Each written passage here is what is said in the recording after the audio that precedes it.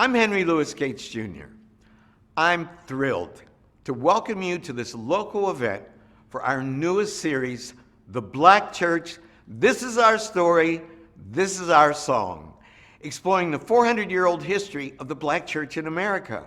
You'll be transported by the songs, by preaching styles, and by beliefs and actions that drew African Americans from the violent margins of society to the front lines of change. I'm honored to have the support of your local station. Thank you for being here today.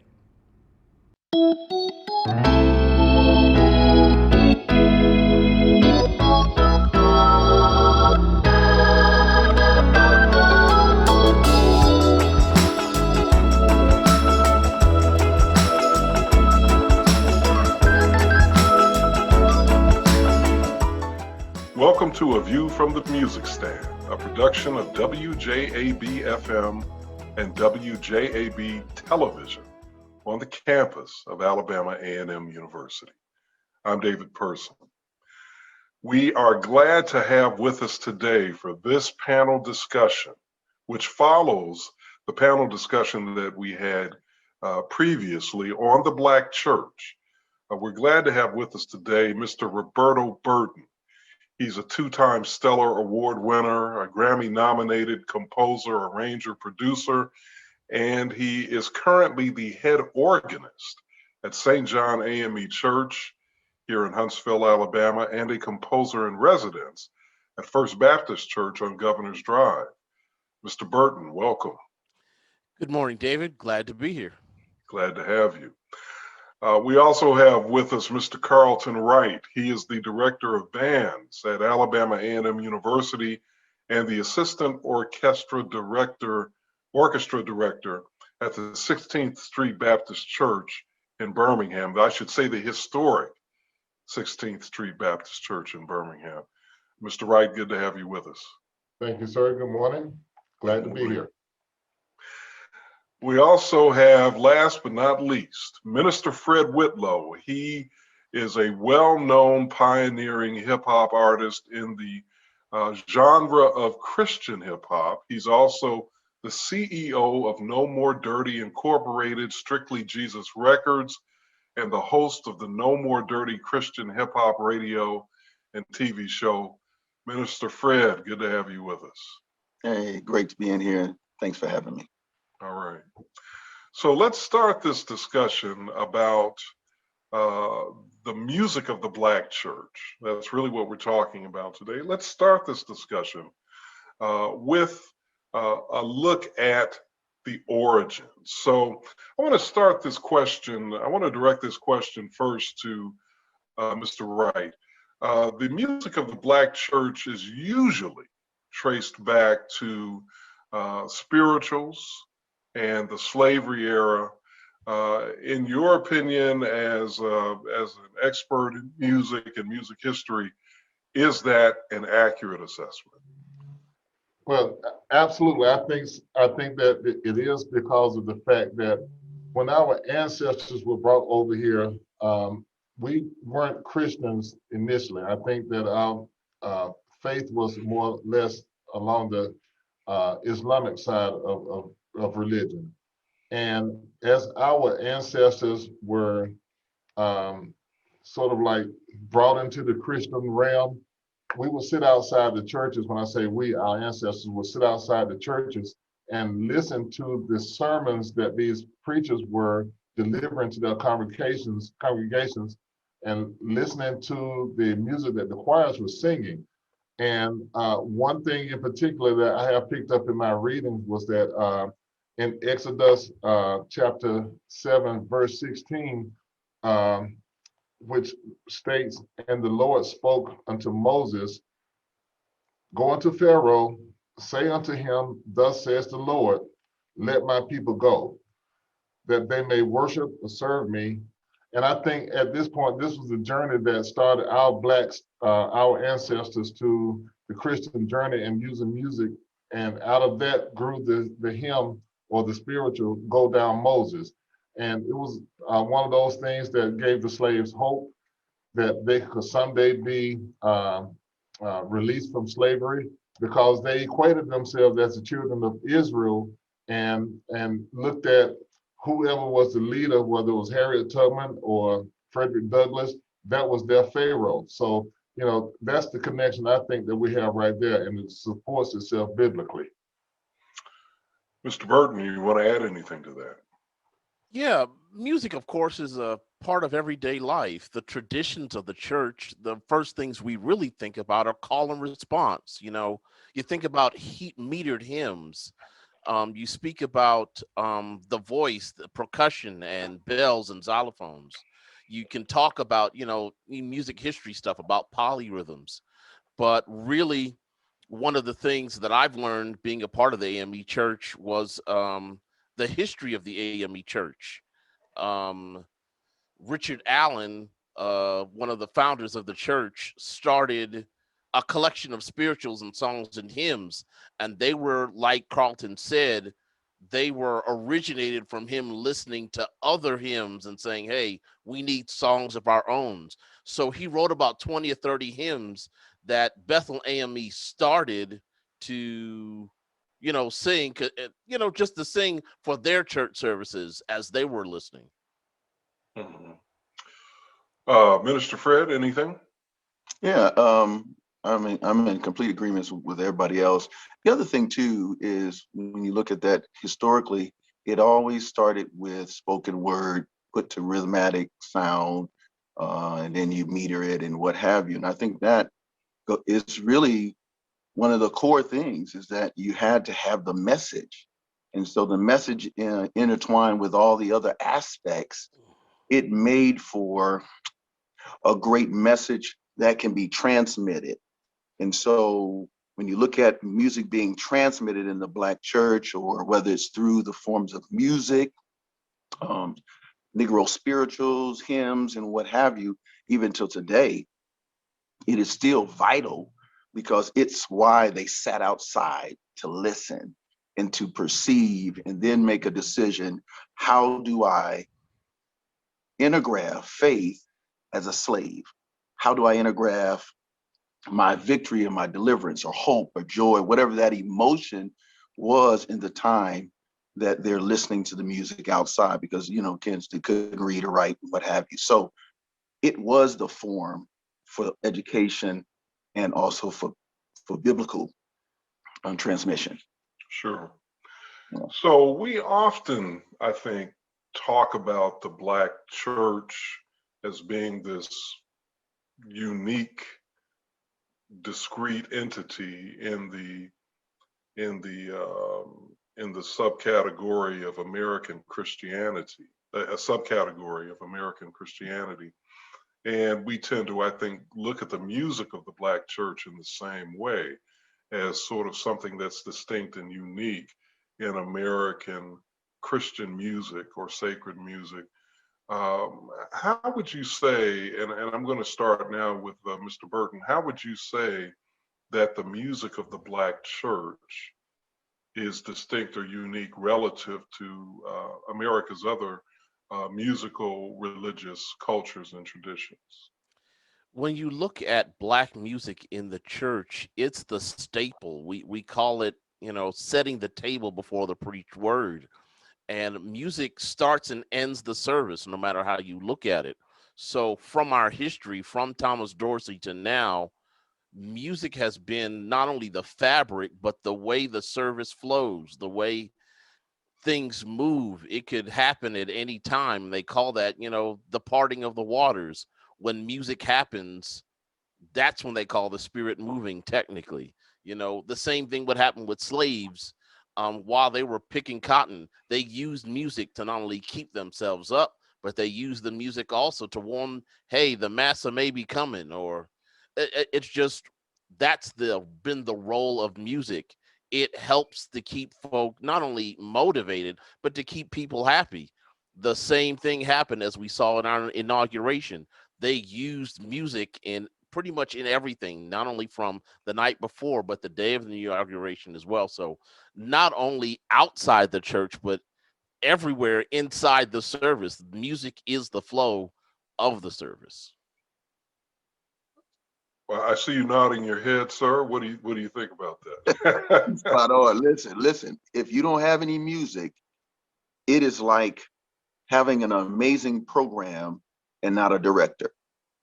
Right. Literally, you can have the best components of everything that you need to pitch a sale or message or montage or presentation, whatever. But if you don't have music, if you don't have the orchestration, and for the Black church, when we didn't have anything, we had music. Literally, if it was a then it was music, and then somebody else would pick up. And it was the inspiration that made hope real when you were picking cotton and you didn't know what was coming next, or if you were getting home and your family wasn't there. You could still think, believe, sing your aspirations. And music is the most universal and powerful, I believe, component to change along with faith, because you can't even get to it if you just bore it out of your mind if there's nothing going on. All right. Mr. Wright, you're nodding your head also. Well, yes, and agreeing with both Roberto and Fred, as far as that goes, music in the Black church, to me, or any church for that matter, but in particular in the Black churches, it connects the sermon with the congregation. For instance, at 16th Street Baptist Church, I know when Pastor Price does his sermon preparations during the week, at some point he'll call in the minister of music and say, hey, this is what my sermon's about. What music can we put together to make this flow? I want this to connect with the congregation. So that's the purpose of music. And it's just one of those things. We're inbred with rhythm. We're inbred with our own set of harmonies. So when all this comes together, the sermon and the music, they mesh. And to me, I'm hooked right there. You got a good choir, you got a good band in the church, I'm ready to listen. Right. Hey, Dave, one other thing too, you hit on something, Doc, is that when that music is orchestrated properly, it transcends where you are. Like you're in a building, but you move into an elevation where you want to hear word from God, whether you're in a synagogue, a building, a temple, whether you're on a mat to the east or to the west. I mean, absolutely. Like literally, it's like he said, come before me and spend time in my presence. So it transcends everything, which is the key component, is that with faith, we can do all things. Nothing's impossible to them that believe. And so it literally moves from the church. It begins, but the church from a building becomes we the church. So we've talked about this, I think, in a very, from a very, I think, contemporary context, is fair to say. But we know that the music of the Black church has not always been contemporary or cutting edge. It's often been very conservative and traditional. In fact, let's go ahead and let's hit the elephant in the room, or at least one of the elephants in the room, because I heard some references there to syncopated rhythms, and somebody may have even alluded to the accentuated bass that we often hear in the Black church. But I think in the minds of many, those who embrace the music of the Black church, as well as those who have been critical of it, the culprit, if you will, has been the blue note, the flattened third, fifth, or seventh in the musical scale. That's been, I think, more than anything, the distinguishing element that sort of launched this different trajectory for the Black church. Do you agree with that or disagree with that? And I'll start with Mr. Wright. Well, as far as that goes, I think that we need to be progressive in terms of our delivery of music in the Black church, because we're not going to reach everybody with the traditional hymns. And I remember having this conversation with a good friend of mine. He's passed away now. When Kirk Franklin first came out with Stomp. And I was excited about the song because it had George Clinton written all over. And hey man, check this out. How you like this? So he sat up there, arms folded, and after it finished playing, he was like, I was like, well, what do you think, man? God is not pleased with that. I'm like, well, and he gave me his reasons why that he thought that it was inappropriate. But I told him, from my point of view, is that the traditional hymns are not going to reach everybody and that's going to be in the church. But if you got this music that they can relate to, it may bring a secular element into the worship service, but still beyond the fact that it is getting their attention and it's making them a little bit more active in the church, active with the message. So I think we do need that. We do need a balance, is what I'm saying. Well, okay, so let me push back on that a little bit before I go to these other men. You are, I'm assuming that you are not, that you were born, you're a baby boomer. Are you a late baby boomer? Late baby boomer. Okay.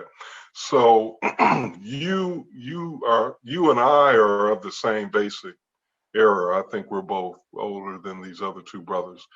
And I grew up hearing the criticisms of the very thing that we're talking about, this modernization of the music and the incorporation of the blue note and the rhythms and the bass and all of that. And while it's true, perhaps, that people of our generation and younger are not going to be responsive to the more traditional sacred music, isn't there still a place for the more traditional sacred music in the Black church and the music of the Black church?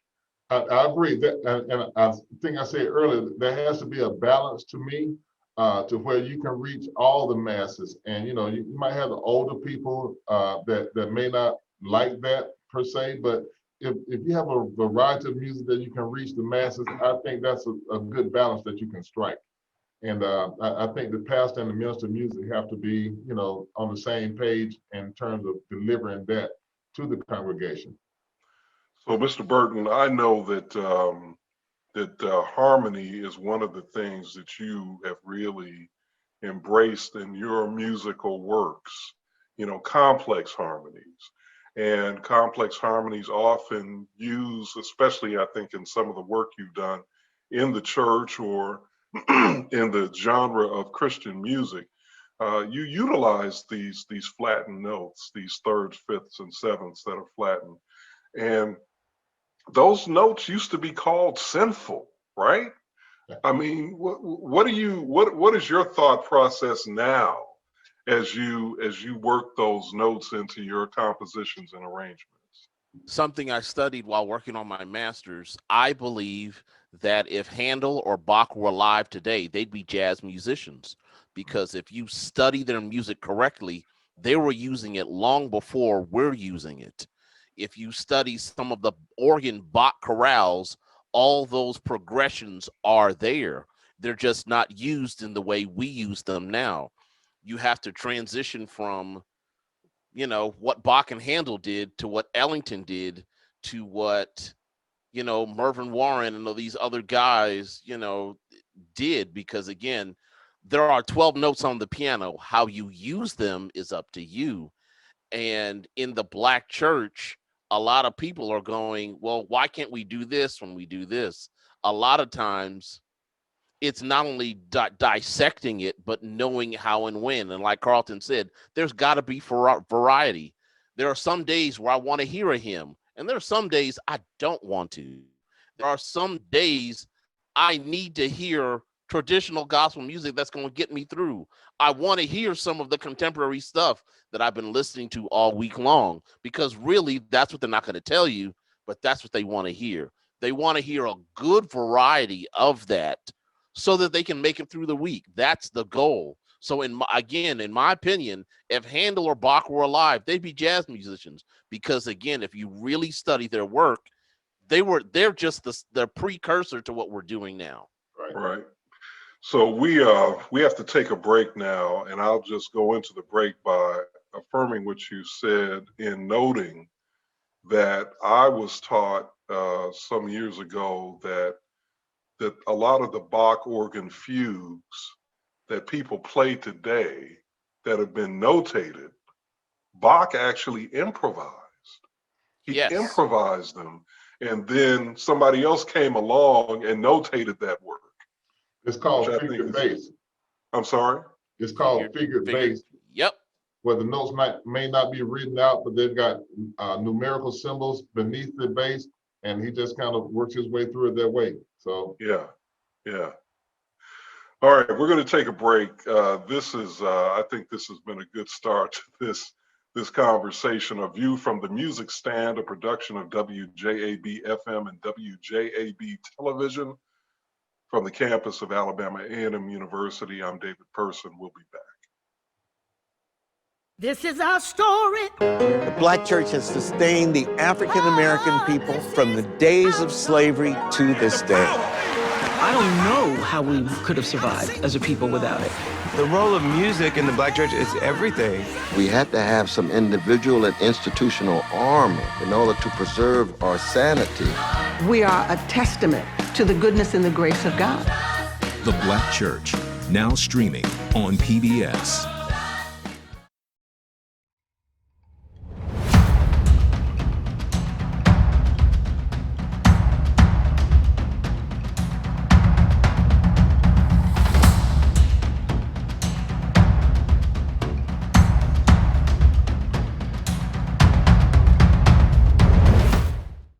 Welcome back to A View from the Music Stand, a production of WJAB FM and WJAB Television, coming to you from the campus of Alabama A&M University. I'm David Person. And we have with us for our panel discussion today, Mr. Roberto Burton. He's a Stellar Award winner, a Grammy-nominated composer, arranger, producer, and the head organist at St. John Aem E Church in Huntsville, and composer in residence at First Baptist Church on Governor's Drive. We also have with us Mr. Carlton Wright. He's the director of bands at Alabama A&M University and the assistant orchestra director at the 16th Street Baptist Church in Birmingham, the historic 16th Street Baptist Church. And then last but not least, by any stretch, is Minister Fred. Minister Fred Whitlow is the CEO of No More Dirty Incorporated, Strictly Jesus Records, and hosts the No More Dirty Christian hip hop radio and TV shows. And he's also a noted Christian rapper himself. Let's go ahead, Fred. Since we ended with you, let's go ahead and tackle another of those elephants in the room. Christian and hip hop. Those used to be considered oxymoronic terms or concepts, right? Not compatible, completely at odds into the spectrum, opposite ends of the spectrum. And yet Christian hip hop is now a bona fide musical genre that has, got hit artists and has sold millions of records. And you're a part of that history and that legacy. But we still don't really see hip hop in the church, in church services. Why do you think that is, and how do you feel about that? So appreciate you even bringing this to the table. It is true that while hip hop, Christian hip hop or gospel hip hop, because I started when it was gospel hip hop with the original pioneers, the argument or the debate has always been, how can you use this genre style or this music style to share the gospel? And as we said before in our earlier conversation, here's what we realize, and what even when you look at the life of Christ, Jesus was a Jew, he's Afro-Edenic, and he still hung with the people. He didn't compromise, while he still brought a message that was very non-traditional to the Jewish and African Edenic leadership, religious leadership. And so he fused meeting them where they are, dressing them to how they are, that was relatable, and still giving them the gospel of what he believed to be the truth, which was that he was coming back, he's going to die, he does this and that, blah, blah, blah. What was so interesting about the gospel, and what's so interesting about Christian hip hop, Dave, is that it's the same thing. You know, it's another musical style. And we realize that hip hop is just basically just what, from the beginning of hip hop, period, it was always a DJ. It was a rhyme, a rhythm, it was an MC, and it was a message of change. And so what we have done, based upon our relationship with Christ and our experience, just like they sang the blues, they sang I've been changed. Blues transposed into gospel. Gospel tones transposed into postmodern, urban, urban gospel. Same thing with hip hop. In hip hop, what it's done is we reach that audience that really no one really want to talk to, other than I'm gonna pray for you and I'll cut a check and you go do it. And so we're the guys that go, you cut the check, we go do it. We're the guys that says, nothing is, bruh, you can come out. If Jesus could say to the woman, listen, you got this situation where you accuse everybody dip. And he said, well, I ain't gonna accuse you. We'll go and send them more. Let's do something different. And what Christian hip hop does is help people to make a difference where they are and see the reality that I can live for God and still be urban. There's a term that you were using. I want to make sure that we understand. I believe you said Afro-Edenic. Is that what you said? As a description of Jesus. What do you mean by that? So Afro-Edenic means from African, it was African, the region. We already know that Jesus was born in Bethlehem. We know Nazareth, and we know that was in Africa, even though it's now divided. So you had the African coast, you had Edenic people, ethnicity, culture. And so when you add that component, and then you add Aramaic, Hebrew, the language, man, Jesus was the best MC on the block. He spoke in Aramaic, but he could reach a Jew. Was Hebrew born only. So he could blend. So when we drop the beat, we blend the beat with the lyric, and then we turn around and give you, flip the B, the I, and we give you scripture, and then we turn around and say, and then after that, you say, listen, and if you think he wasn't the brother that could relate, look at his ethnicity and his culture, but don't use that to miss the point that God saves. And that's the key for Christian hip hop or gospel hip hop. Real talk. Okay, I'm calm. No, no.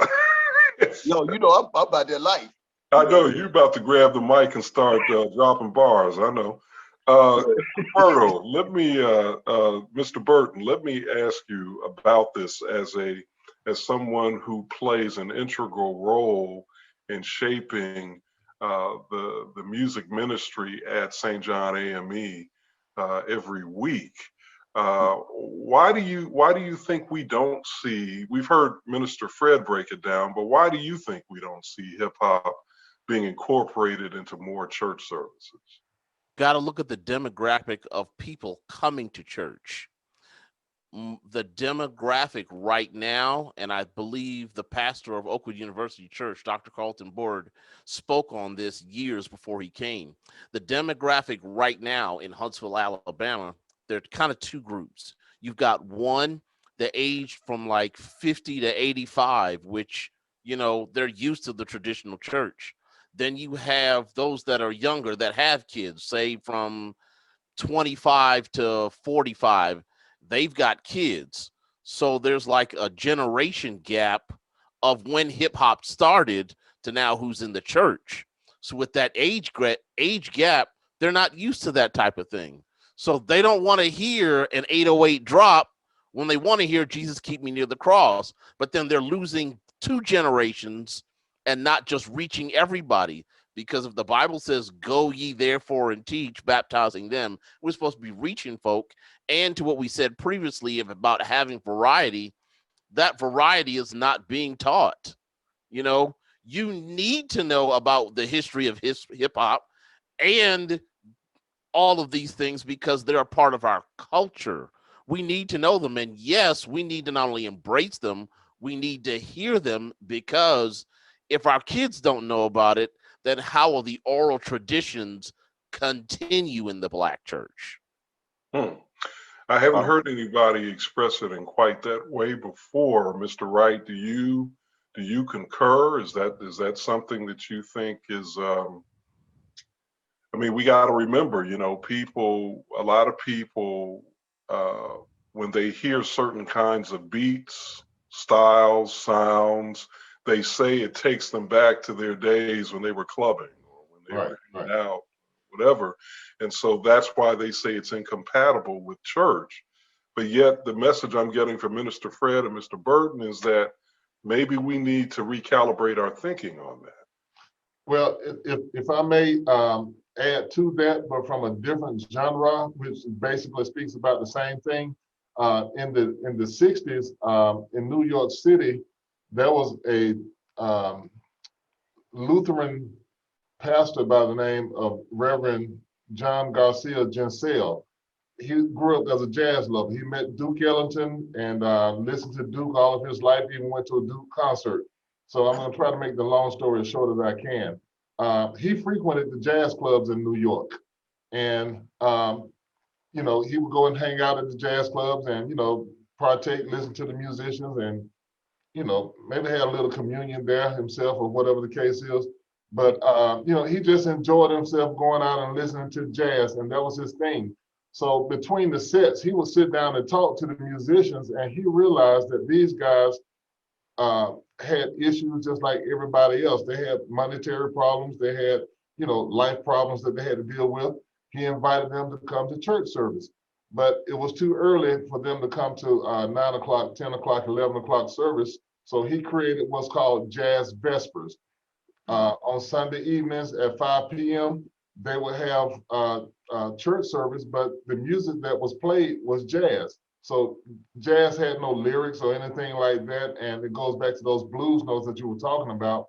And of course, in the 60s, some of the parishioners weren't with that. They didn't like it. But again, he found it as an opportunity to minister to not only the jazz musicians, but the jazz lovers who would come to those services at 5 p.m. On Sundays. So in ending up the story, he was able to reach the masses of people that he probably wouldn't have reached had he not created that. So to this day, that still takes place at St. Peter's Lutheran Church in New York City. And, you know, he ministered people like Duke Ellington. He married Herbie Hancock, Cleve Eden from Birmingham, the Erskine Hoskins, Coleman Hoskins, all these guys, he was able to minister to them. So again, I concur exactly what these two gentlemen were just speaking upon, but from a different genre. Sure. So you mentioned you mentioned Duke Ellington, and of course Duke Ellington was famous for his composition of the sacred concerts that have not really been performed much at all in churches, just due to the complexity, not so much the musical complexity, but just the production complexity of those pieces, when you factor in not only the musicians but dancers and others, or you know. So I wonder about I wonder if that also is a challenge when it comes to innovating church music. You know, that when you start looking at some of these other forms, like, you know, whether it's hip hop, you know, if we're talking about hip hop, then, you know, you can't just, I mean, you don't need just a piano and an organ. You need, you know, you may need a band, or you may need a turntablist. You know, you may need some break dancers. You know, when it comes to jazz, you know, you probably need, you know, orchestral pieces or instruments that you don't normally have in a church. I mean, is that also part of the challenge, Mr. Burton? Yes, perfect example. Abyssinian Baptist Church up in New York. Dr. Calvin Butts is the pastor of this church. And if you ever get a chance to watch them online, they're the prime example of what we just talked about here. They'll have a diverse worship service where you'll get the hymns, but then you'll get the jazz as he's talked about, because they have the instrumentation there. So you're talking about having a jazz band along with a choir or soloist. They even recorded an album about this very same thing, and it was an entire jazz album just dealing with, the Sunday night Vespers theme. So it's not just is this a thought? There are churches with large enough ministries to do just that very same thing. Yeah, but something that, and I think that's a great point. Abyssinian has the resources to do it, but most churches probably don't. Correct. Real quick question before we go to break, and I want to hear from each of you on this. What is the essential instrument, the essential musical instrument that you must have in order for church to be church in the Black church? We're going to start with Minister Fred. I would say in the traditional church, it would have to be the organ or piano. In hip hop urban church, like what I do on Saturdays, the session, it is the turntable. Because we have a turntable instead of all of that. And then we have MCs, which would serve as the elders and what have you. And we do electronic and video stuff so that you still get the same imprint, message, commercials, announcements, vibe. Instead of a choir, we do a freestyle, and everybody, we drop a message and they freestyle the script or the thought. And then we have a guest, which would be the preacher text. Right. Yeah. Okay. Yeah. It is, and it's the same. So the turntable, basically. Turntable. Right. So now I heard Mr. Burton shout out or start to shout out the Hammond. I think the Hammond B3. Is that what you were going to say? In the traditional church from the 70s on, a Hammond B3 is what's needed. A liturgical or pipe organ is what's used before. But nowadays, you need a B3 to make church happen. We could go back again and talk about what Bach and those guys did, but at the way organs are built, they're built on tones, and then they're built on windpipes. Hammond organ, or the company, said, let's fix all of that and make a cheaper version, and that's what they've done, and that's what's infiltrated our services nowadays. Mm-hmm. And just a quick follow up on that before I go to Mr. Wright. The Hammond B3, it didn't get its start in the Black church though, right? It got its start in rock and blues and jazz, right? Rock, blues, jazz, and country. They were using it all over place, the cut music, and it's a different sound, orchestration or registration wise, than what the church is using now. Right. Correct. Mr. Wright. I would say the Hammond B3 organ, and you got to have those Leslie spinning to push that sound out. So those Leslie speakers. So that's key. You got to have those. Right. Yeah. Well, when you say Hammond B3, I automatically just incorporate the Leslies, but that's a good point. Yeah. There could be situations where they don't have a Leslie in there. The first time I heard of Leslie, I'm like, who is Leslie? I'm looking around to find who Leslie is.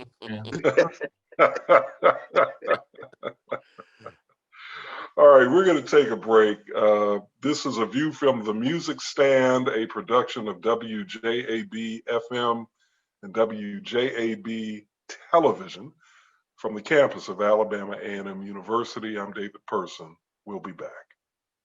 This is our story. The Black church has sustained the African American people from the days of slavery to this day. I don't know how we could have survived as a people without it. The role of music in the Black church is everything. We had to have some individual and institutional armor in order to preserve our sanity. We are a testament to the goodness and the grace of God. The Black Church, now streaming on PBS.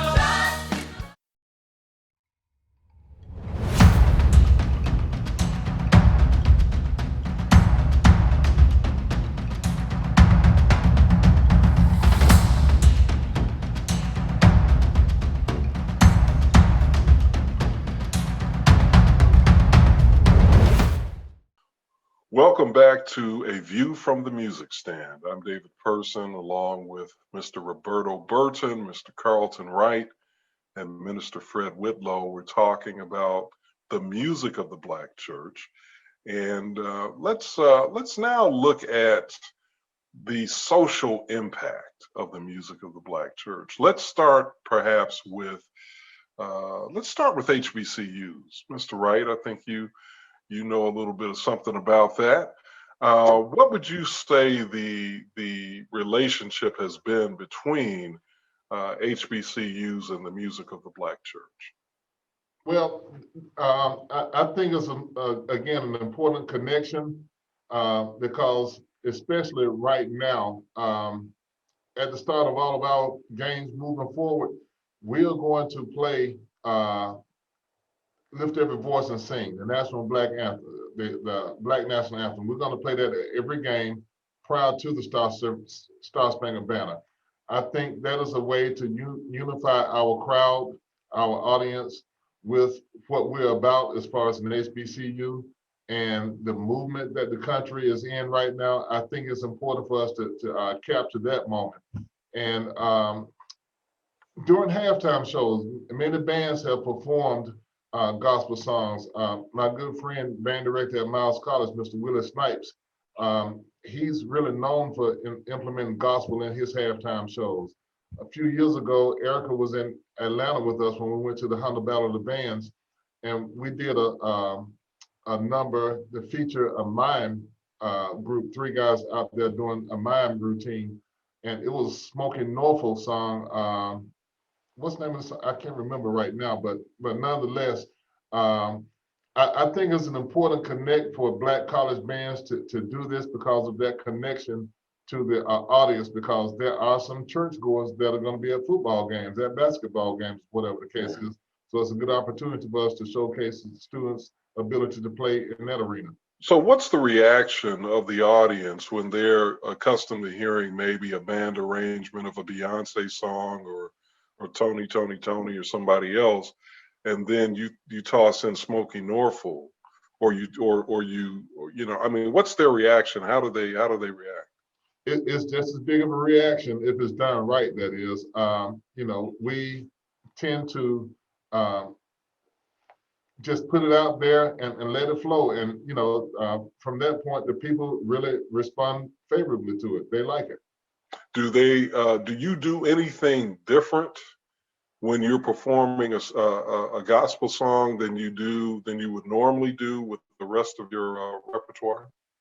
No, it's interjected into the show. We might start with traditional fanfare, do a drill, and during the gospel song, there's no movement. We want to make sure that the musicians are getting the optimal sound out of the instruments and everything is pointed to the skybox.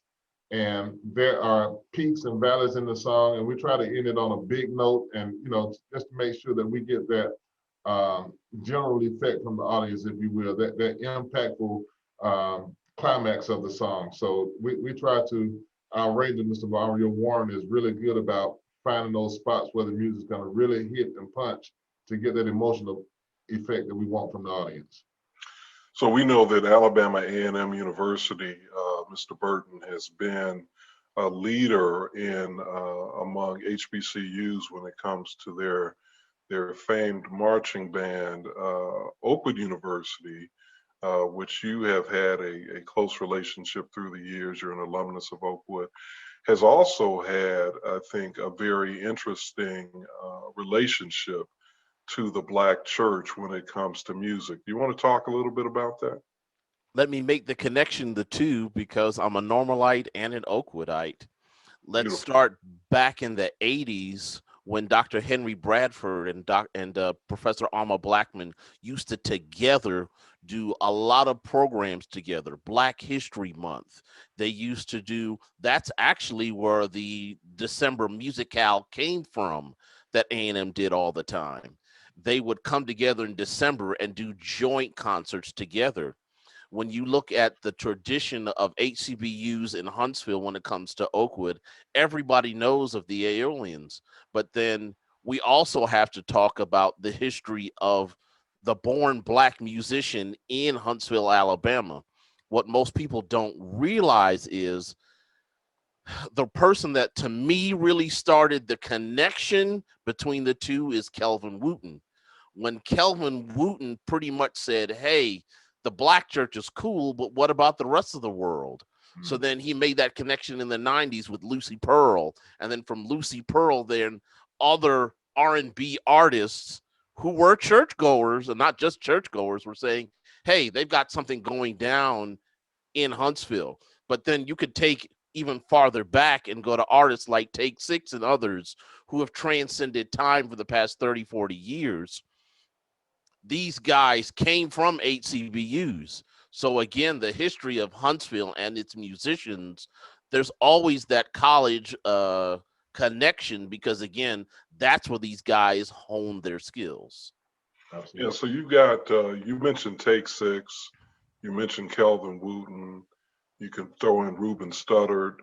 You can also, put in there Committed, which is a group that you were intimately involved with, and you helped to shape their sound, and they won the NBC Sing-Off. You can even look at, in the area of classical religious music, you can look at people like Angela Brown and Brandy Sutton.